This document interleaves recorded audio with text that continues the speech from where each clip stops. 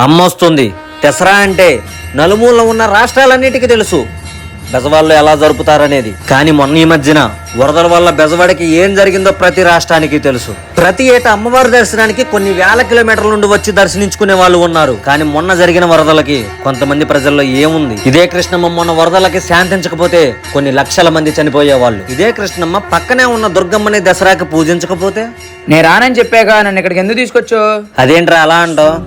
ప్రతి ఏటా నువ్వు నేను రోహిత్ గాడేగా ముందు రోజు దర్శనం చేసుకునేది. మొన్న ఏం జరిగిందో నీకు తెలియదేంటి? ఆ రోజు కృష్ణమ్మ శాంతించబట్టే కదరా ఈ రోజు మనం ప్రశాంతంగా ఉంది. ఇంకా అమ్మవారినే నమ్ముతా అంటూ మనం ఎంత నష్టపోయాం తెలీదా?